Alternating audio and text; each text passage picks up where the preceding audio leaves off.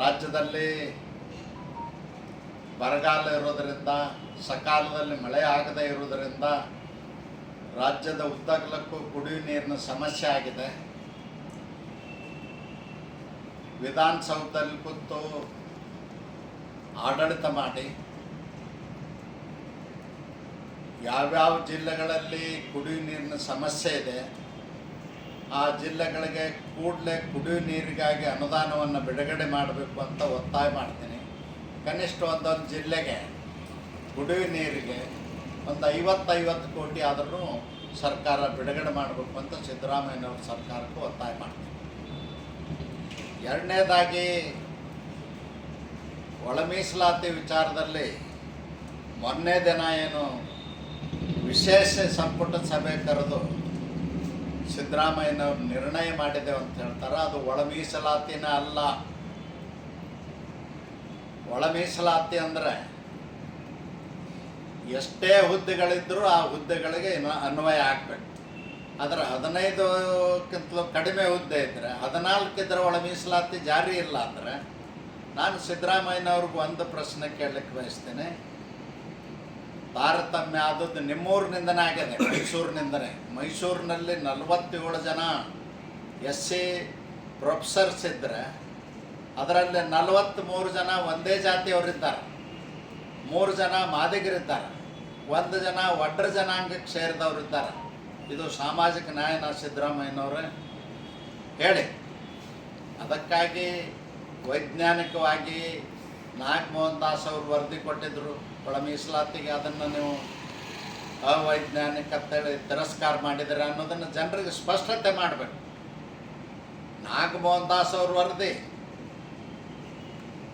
ಕಾನೂನು ಇಲಾಖೆಯ ಮಂತ್ರಿ ಮಾಧುಸ್ವಾಮಿಯವರು ವರದಿ, ನ್ಯಾಯಮೂರ್ತಿ ಸದಾಶಿವಯ್ಯನ ವರದಿ, ಇವೆಲ್ಲವೂ ಕೂಡ ಅವೈಜ್ಞಾನಿಕತೆ ನೀವು ಘೋಷಣೆ ಮಾಡಿದರೆ ಅದನ್ನು ಜನರಿಗೆ ತಿಳಿಸಿ.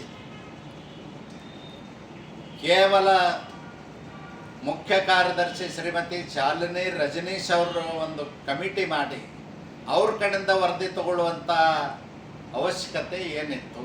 ಇದ್ದರೆ ಈ ನಾಗಮೋಹನ್ ದಾಸ್ ಅವ್ರ ಕಮಿಷನ್ ಯಾಕೆ ನೇಮಿಸಿದ್ರಿ?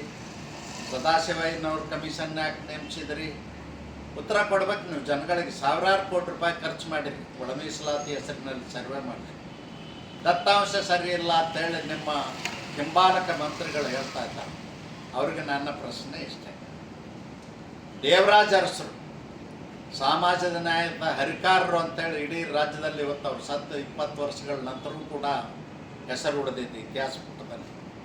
LG ಹಾವನೂರು ಅವರು ಕಮಿಷನ್ ನೇಮಿಸಿದರೆ ಹಿಂದುಳಿದ ವರ್ಗದ ಆಯೋಗಕ್ಕಾಗಿ ನೇಮಿಸಿದರೆ ಅವ್ರಿಗೆಲ್ಲ ವೈಜ್ಞಾನಿಕವಾಗಿ 29,000 ಹಳ್ಳಿಗಳನ್ನು ಗುಡ್ಡಗಾಡುಗಳಲ್ಲಿರ್ತಕ್ಕಂಥವ್ರು ಸುದ್ದ ಸರ್ವೆ ಮಾಡಿ ಒಂದು ನಿಮಗೆ ಬೈಬಲ್ ಥರ ವರದಿಯನ್ನಿಟ್ಟಿದ್ದಾರೆ.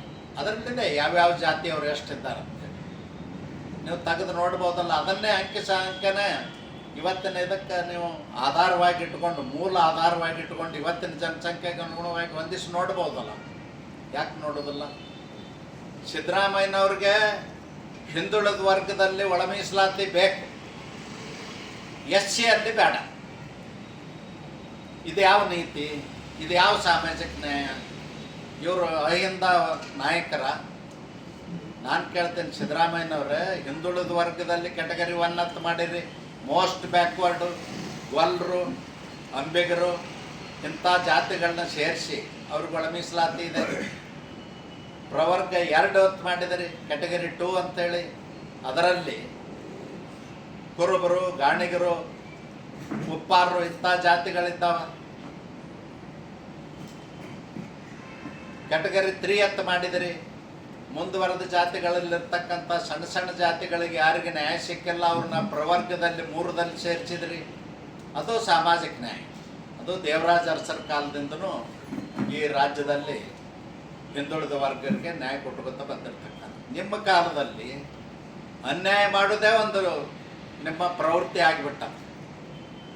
ನಾನು ಯಾಕೆ ಈ ಮಾತನ್ನು ಹೇಳ್ತೇನೆ ಅಂದ್ರೆ, ಒಳ ಮೀಸಲಾತಿಗಾಗಿ 30 ವರ್ಷದಿಂದ ಹೋರಾಟ ಮಾಡ್ತಕ್ಕಂಥ ಜನರಿಗೆ ನ್ಯಾಯ ಕೊಡಿಸ್ಲಿಕ್ಕೆ ನಿಮ್ಮಿಂದ ಆಗಿಲ್ಲ ಅಂದ್ರೆ ನೀವು ಯಾವ ಪುರುಷಾರ್ಥಕ್ಕೆ ಸಾಮಾಜಿಕ ನ್ಯಾಯದ ಹರಿಕಾರರಂತ ಹೇಳ್ಕೊಳ್ತೀರಿ, ಅಹಿಂದ ವರ್ಗದ ನಾಯಕರಂತ ಹೇಳ್ಕೊಳ್ತೀರಿ.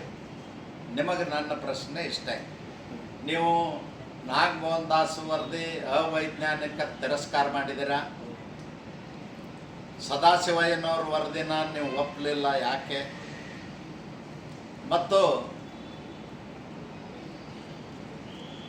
ಈ ರಾಜ್ಯದ ಮುಖ್ಯ ಕಾರ್ಯದರ್ಶಿ ಶ್ರೀಮತಿ ಶಾಲಿನಿ ರಜನೀಶ್ ಅವ್ರ ವರದಿ ವೈಜ್ಞಾನಿಕತೆ ಪ್ರಕಟ ಮಾಡಿ, ನ್ಯಾಯಮೂರ್ತಿಗಳದ್ದು ಅವೈಜ್ಞಾನಿಕ, ಮುಖ್ಯ ಕಾರ್ಯದರ್ಶಿಗಳು ಕೊಟ್ಟದ್ದು ನೀವು ಹೇಳ್ದಂಗೆ ಕೊಟ್ಟಂಥ ವರದಿ ವೈಜ್ಞಾನಿಕ ಅಂತೇಳಿ ಪ್ರಕಟ ಮಾಡಿ.